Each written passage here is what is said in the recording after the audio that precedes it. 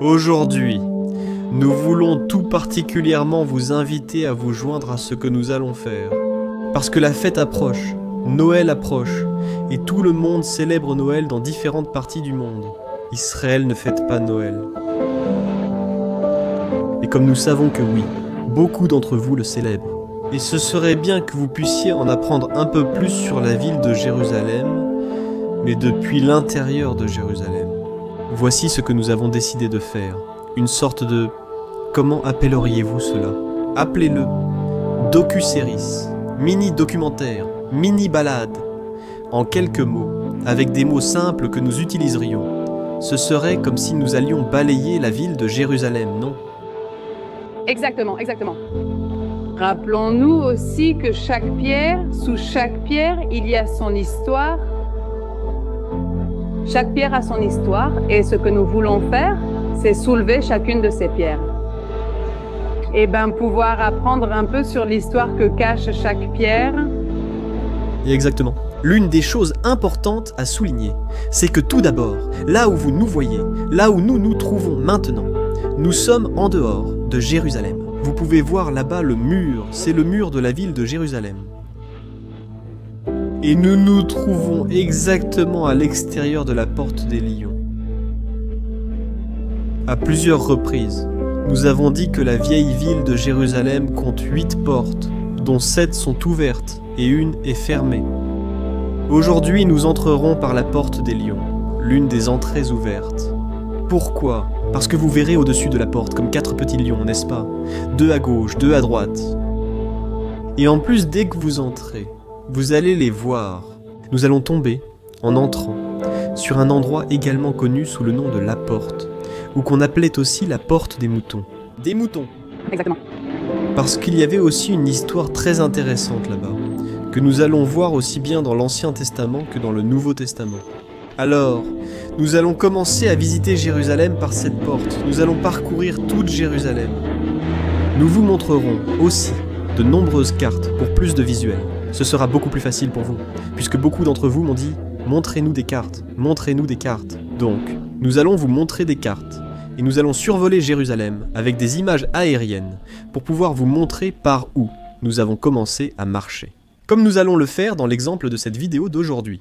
Alors, prêts pour l'aventure? Oui, pour L'aventure? Prêts à parcourir et découvrir Jérusalem pour mieux s'y préparer.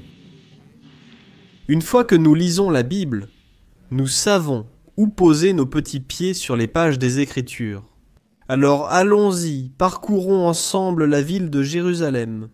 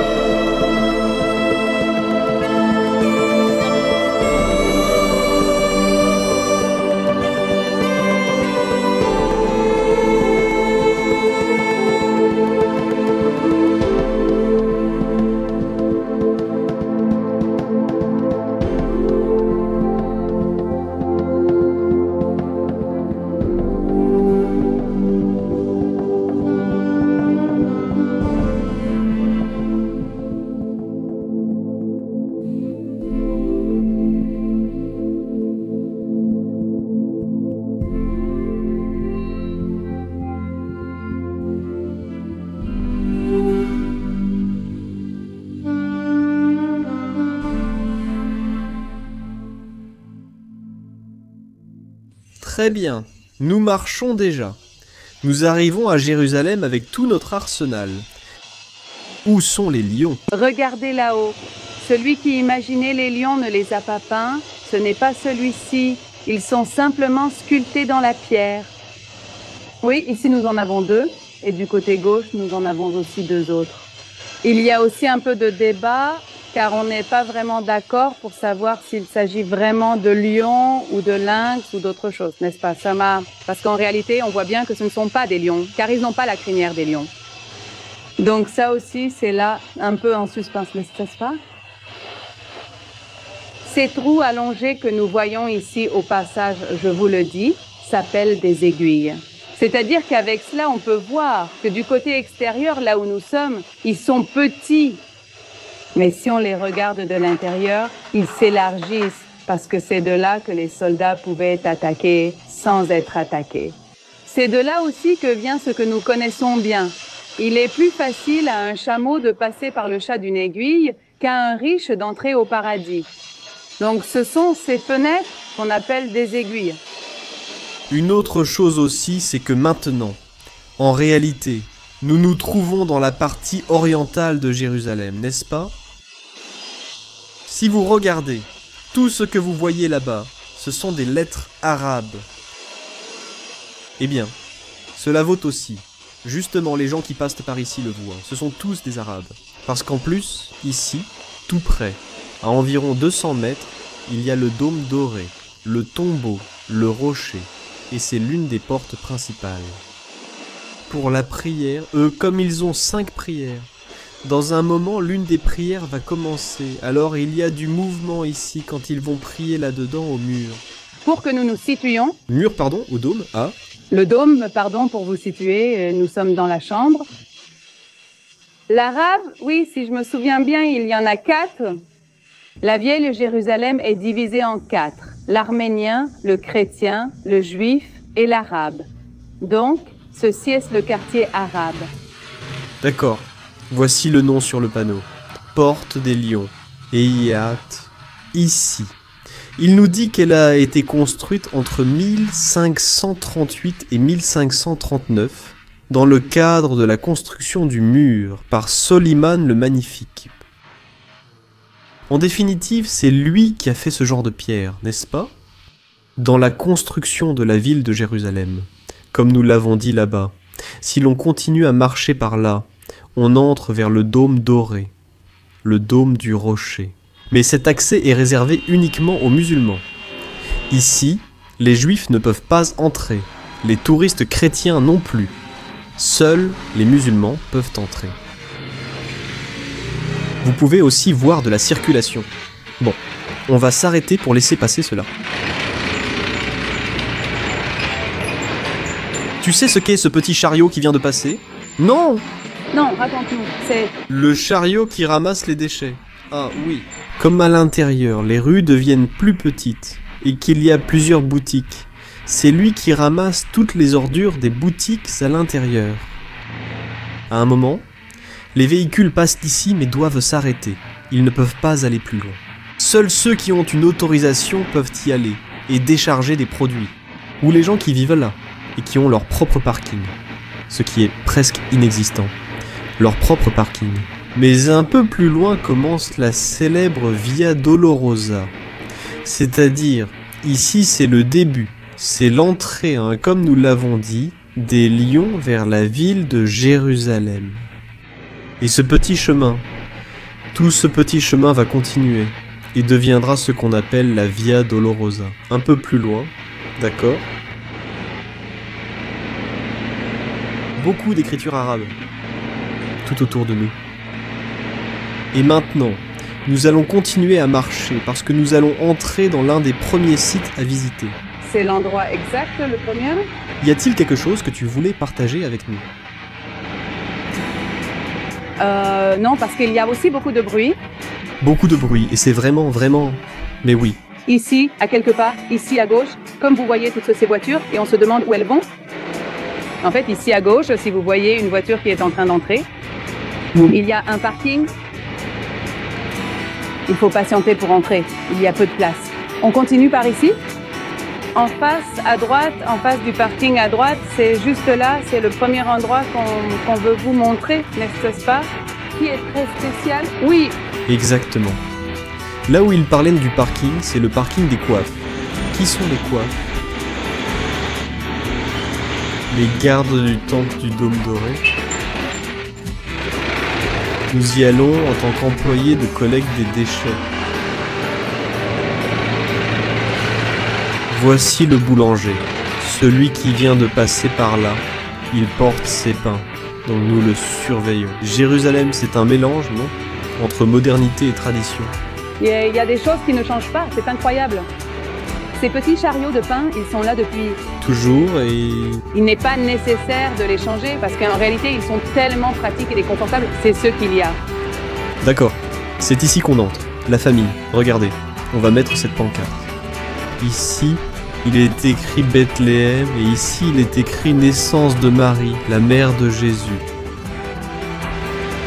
Alors, on entre? Oui, tu es d'accord? Voyons ce que nous allons trouver derrière cette porte là-haut.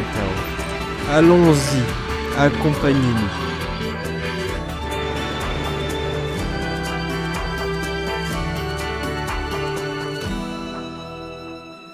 Nous sommes déjà à l'intérieur de ce terrain. Nous allons expliquer un peu avant d'entrer et de visiter l'endroit, ce qu'il y a concrètement ici à l'intérieur. Dès que vous entrez, la toute première chose que nous vous conseillons, c'est d'aller aux toilettes. Allez aux toilettes. Vous vous lavez les mains, prenez une entrée, puis commencez à marcher. Quand vous commencez à marcher, vous allez tomber sur une cour très agréable avec des plantes. Il y a une statue d'un cardinal grec au milieu du parc. Et ensuite, ce que vous allez voir, c'est que vous allez aussi tomber sur une église. Ceci est l'église connue sous le nom de Sainte Anne Sainte-Anne. Maintenant, cette église n'est pas moderne. Non. Non, pas du tout. Elle a quelques milliers d'années. C'est-à-dire, évidemment, elle n'existait pas à l'époque de Jésus. Il n'y avait pas d'église à l'époque de Jésus. Mais c'est une époque postérieure, disons environ 300 ans plus tard, un peu plus. Nous serons plus précis plus tard, mais environ 300 ans et un peu plus. Parce que les premiers à installer ou à édifier des églises, des temples à cet endroit à Jérusalem, furent déjà les Byzantins. Les Byzantins, exactement. Vers l'an 324. Exactement. Après l'ère chrétienne, ce qu'on appelle l'an 0. Par la suite, il y a eu d'autres époques. Eh bien, la plus connue est l'époque musulmane, vers l'an 630 et ainsi de suite. Différentes époques ont commencé. Différentes époques. Jusqu'à ce que nous arrivions à l'époque des croisés. Avant. D'arriver aux croisés, entre l'époque des Byzantins et celle des croisés, ces époques intermédiaires. Vous savez que nous aimons toujours donner un contexte, n'est-ce pas, pour que nous sachions ce qui se passe. Plusieurs fois, il arrivait qu'un pays vienne et conquiert. Très souvent, il détruisait les églises ou les lieux publics spéciaux qui existaient et par-dessus, il construisait. Donc, cela s'est produit à plusieurs reprises. Donc, c'est pour cela qu'on ne peut jamais voir la première église ou on ne peut voir que des vestiges. Parce qu'au-dessus de cela, on a construit autre chose. Ça n'a été détruit, puis on a construit autre chose.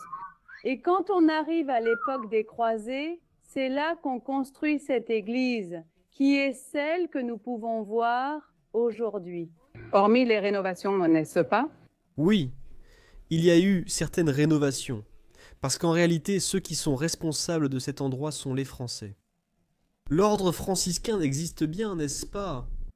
Mais ici, ce lieu diffère de l'ordre franciscain tel qu'on le connaît en Israël, qu'on appelle aussi les gardiens de Terre Sainte. Mais dans cet endroit, précisément, peut-être que maintenant, quand nous commencerons à marcher, nous allons croiser un prêtre vêtu d'habits blancs. Car... C'est différent de ce qu'on voit en réalité, parce qu'en réalité, il serait habillé en marron. Ils portent tous du marron avec une petite corde, mais ici seulement du blanc. Tu sais pourquoi? Et en fait, à l'entrée, il y a une pancarte qui dit « Le lieu ou l'église des pères blancs ». Pourquoi les pères blancs? Il s'avère que... Et ici une petite parenthèse. Il s'avère qu'il y a quelques années, lorsque les Français ont pris cet endroit, ils se sont chargés de tout protéger ici. L'un d'eux était le cardinal en chef, et il a dit « Si nous devons nous adapter à la culture dans laquelle nous nous trouvons, nous devons d'abord apprendre la langue. Nous sommes une religion. » À cette époque, à ce moment-là, c'était une religion qui devait porter l'évangile à d'autres personnes. C'est-à-dire partager la bonne nouvelle du Messie avec d'autres personnes. Dans ce cas, la culture qu'ils avaient ici. Et la culture qu'ils avaient ici à cette époque-là était une culture islamique. Les musulmans, comme vous l'avez sûrement vu à plusieurs reprises, portent des vêtements comme des tuniques. Les hommes? Les hommes, oui, par exemple. Vous allez le voir dans différents pays, pas seulement en Israël, en Arabie Saoudite, dans différents endroits. En fait, si vous allez aujourd'hui visiter Dubaï, vous allez rencontrer tous ces riches avec leurs vêtements, et beaucoup d'entre eux portent des vêtements blancs. Alors, c'est là que nous allons. Au point que ces pères se sont adaptés à la culture locale, ont appris la langue, et se sont habillés comme les habitants de cet endroit à l'époque. C'est pourquoi, aujourd'hui, ils portent les vêtements des pères blancs dans cet endroit, parce qu'ils voulaient s'adapter à la culture dans laquelle ils vivaient. Ils accomplissaient des missions au nom de la fondation de cet endroit. Missionnaires d'Afrique. Pourquoi? Parce que c'était tout le territoire africain. Ce sont des musulmans. La majorité des personnes qui vivent en Afrique sont toutes musulmanes. Donc, ce sont des missionnaires d'Afrique. C'est-à-dire, les pères blancs sont des missionnaires d'Afrique. C'est pour cela que vous les verrez aujourd'hui habillés en blanc. Ce n'est pas qu'ils font une mission ici en Israël, ni rien de ce genre. C'est simplement qu'ils essaient aujourd'hui de montrer comment c'était dans le passé. Aujourd'hui, il n'existe plus de mission comme avant. Donc, de ce point de vue, vous allez les voir avec des vêtements blancs. Maintenant, nous allons aussi entrer dans l'église pour que vous puissiez également voir le temple. L'une des caractéristiques de cet endroit, c'est que c'est l'un des bâtiments avec la meilleure acoustique du Moyen-Orient. Oui, c'est irrésistible pour tous les visiteurs et groupes. Ils font toujours une petite intonation, un hymne, une chanson, qu'ils soient croyants ou non, ils chantent quelque chose pour essayer, parce qu'il y a un endroit spécifique où l'on peut se tenir et on peut entendre l'acoustique qui est magnifique. Exactement. Et aussi à la base, c'est-à-dire dans les entrailles de l'église. Nous allons descendre par un escalier. Nous allons trouver un endroit où la tradition dit que Marie, la mère du Messie, est née là-bas. Donc, nous allons aussi entrer maintenant, et nous allons visiter cela. Et ensuite, ce que nous allons faire, c'est parcourir toute la zone. Pourquoi? Une partie très intéressante se trouve dans les Écritures, précisément dans Jean chapitre 5. Il explique que c'est ici qu'a eu lieu un des miracles cités dans les Écritures. C'est sans doute l'un des plus célèbres faits ici à Jérusalem par Jésus. Un paralytique qui était resté plus de 30 ans, 38 ans pour être précis, sans pouvoir marcher à cet endroit. Le bassin de Bethesda est juste derrière nous. Allons-y. Tu es d'accord? Oui. Allons-y, cette aventure. Nouvelle. Allons-y, accompagne-nous. Famille, nous sommes ici et nous voulons vraiment remercier le Père. Quel est son nom? Christophe? Nous voulons remercier Christophe qui nous ouvre la porte. Et cette porte qui est là, il vient de nous l'ouvrir parce qu'il était déjà en train de fermer l'endroit. Mais nous voulons vous montrer un peu à quoi ressemble la structure de l'église. En vérité, c'est l'un des rares endroits à Jérusalem où il n'y a pas beaucoup d'images. Oui, c'est... C'est vrai. Regardez ici. Ici, on ne peut ni prêcher, ni expliquer, ni enseigner. Ici, c'est un endroit qui est uniquement réservé pour que les groupes viennent, s'asseyent ici. Une fois assis ici, ils voient cela comme un non-cercle. Enfin, ce n'est pas un cercle, mais plutôt un octogone.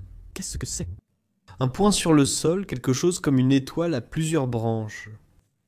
Parce qu'on se met ici et on chante. Et alors la voix monte là-haut.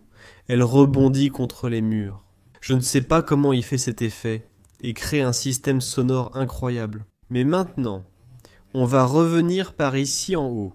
Allons d'abord en bas, voyons si on peut descendre et vous montrer en bas. Parce qu'on ne veut pas abuser du temps qu'il nous a accordé. Et de l'extérieur, on va vous montrer autre chose. Regardez ici. Lieu de naissance de Marie. Alors, on y va.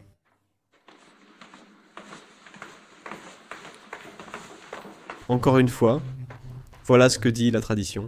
C'est très difficile à prouver d'un point de vue archéologique. En fait, il y a un grand débat parmi les archéologues. Comment peut-on prouver un endroit comme celui-ci ? Et concrètement, qu'est-ce qu'on pense qu'il s'est passé exactement à cet endroit ? Ici, regardez, en réalité. Il faut aussi savoir que nous sommes sous terre. Si vous pouvez voir, c'est ce qu'on appelle la roche-mère, la roche vive. Oui, c'est la roche de base, la roche principale qui n'a jamais été déplacée, qui a toujours été ici. Et ce qu'on construisait aussi à cette époque, c'était ce qu'on appelle des grottes, une grotte. C'est-à-dire, c'était comme, qu'est-ce que ce serait ? Des cavernes, oui, connues comme une caverne. C'est-à-dire, les maisons étaient peut-être comme ça, toutes faites de vieilles pierres, croisées. Ce n'est pas qu'ils vivaient dans des grottes, ce n'étaient pas des loups, non. Simplement, les toits, étaient entièrement en pierre. Creusés dans la roche, et puis il y a les meubles, la porte. N'est-ce pas vrai que tout cela disparaît ? Évidemment, non. Exactement. Il ne reste que ce qu'on ne peut pas déplacer, donc la partie en roche. Exactement. Et ce qu'ils ont fait ici, c'est une petite chapelle, vraiment petite, en vérité. Parce que, bon, c'est ce qu'ils ont trouvé. Il n'y a rien d'autre que cet espace. Tout le reste, ce que vous pouvez voir ici autour, par exemple, ça c'est déjà récent. Tout ça c'est nouveau, moderne, oui. Et c'est comme restauré. Regardez là-bas l'image des poissons et des pains, appelée Tafja. Nous visiterons aussi cette autre église en Galilée. Quoi ? Allô ? C'est l'endroit où, selon la tradition, on croit que Marie, la mère de Jésus, est née.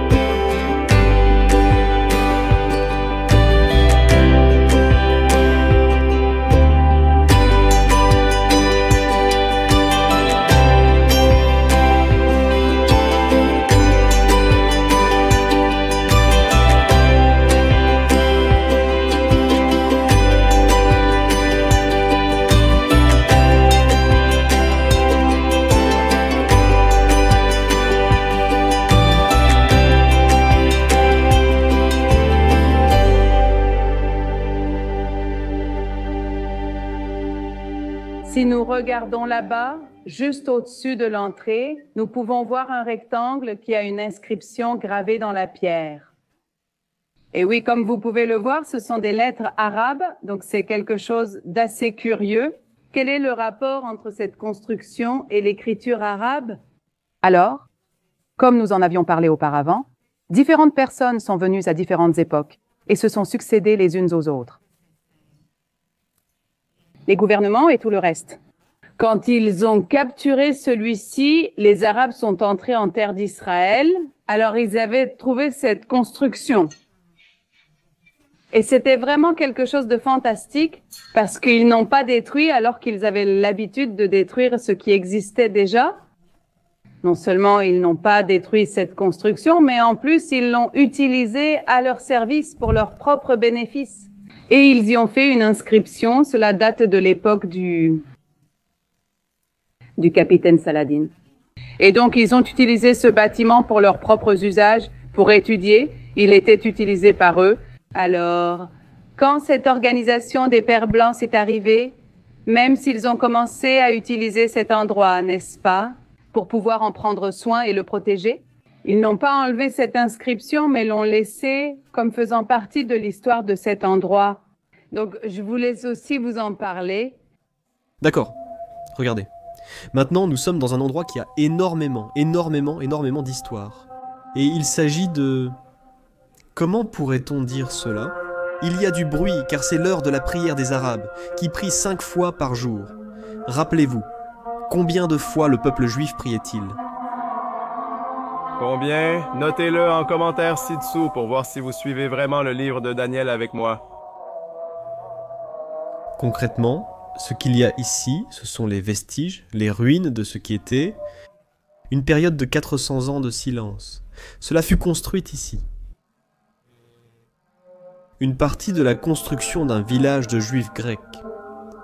Ils sont venus ici et ont adopté des croyances en d'autres dieux. Et il y avait aussi ici des vestiges de l'époque romaine, une époque ultérieure.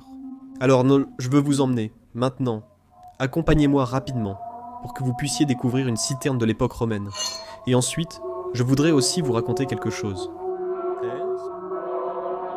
Vraiment ? Ça va être quelque chose qui, je crois, va nous aider à beaucoup mieux comprendre les Écritures. À propos de l'étang de Bethesda, nous allons vers la zone de... Comment ça s'appelle? La citerne, allons-y. Dépêchons-nous, hein. Bon, tout d'abord, il y a pas mal de chemins à parcourir ici. En général, parfois, le temps est vraiment limité quand on vient en groupe et qu'il faut courir. Regardez où nous sommes ici, la piscine sud. De l'étang de Bethesda. Maintenant, nous allons parler de cela. Calmez-vous. Non.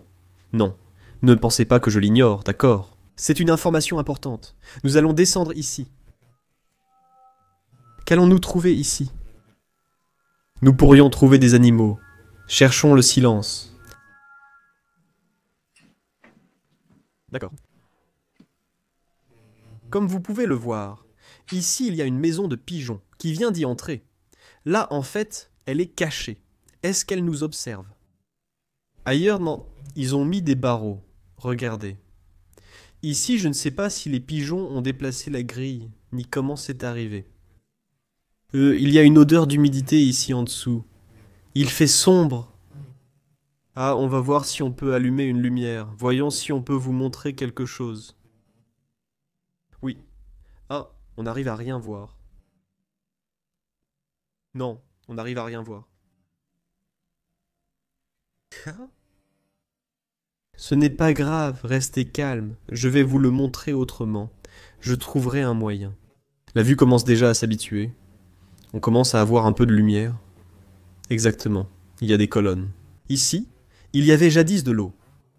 C'est un bassin avec de l'eau, mais ce n'est pas le bassin de l'étang de Bethesda. C'est un bassin justement, comme nous le disions, une citerne de l'époque romaine. Bon, hein? Nous pourrions continuer ici à parcourir, encore plus. Tout ce qu'il y a ici à apprendre est incroyable, non? Mais nous ne voulons pas non plus que la vidéo soit longue, alors nous ne voulons pas vous prendre trop de temps. Parce que comme je le dis toujours, il y a tellement d'informations, et donc je ne veux pas passer ça trop rapidement. Mais nous voulons que ce soit clair, court et concis. Et nous allons passer à un deuxième épisode de cet endroit, c'est-à-dire que nous allons commencer à faire une sorte de mini-série sur toute la ville de Jérusalem. Nous commençons donc, comme annoncé aujourd'hui. Entrés par la porte des lions, nous avons marché quelques pas et découvert cet endroit que nous n'avons pas encore fini de visiter. Parce que maintenant vient l'une des parties que je trouve vraiment passionnante à découvrir. Et nous allons la découvrir avec la Bible à la main. Maintenant, la question est, avec quelle Bible ? Et ne pensez pas que je dis quelque chose d'étrange. Ici, nous allons vous aider à le découvrir. Comment dirait-on l'énigme cachée dans l'étang de Bethesda ? Que s'est-il réellement passé dans Jean chapitre 5 ? Y avait-il un ange ? N'y avait-il pas d'ange ? Pourquoi certaines Bibles nous disent-elles qu'il y avait un ange ? Pourquoi d'autres Bibles ? Tout simplement. Il semble que ce verset où l'ange parle ait été englouti par les pages, parce qu'il disparaît, il n'est plus là. Qu'est-il arrivé à cela ? Qu'est-ce que cette ville cache ? Nous allons le révéler dans notre prochain 2e épisode.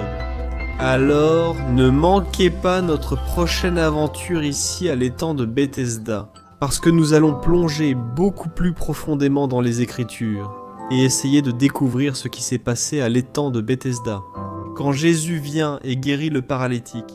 On se retrouve dans un prochain épisode ici de Parcourir Israël, Bible en main.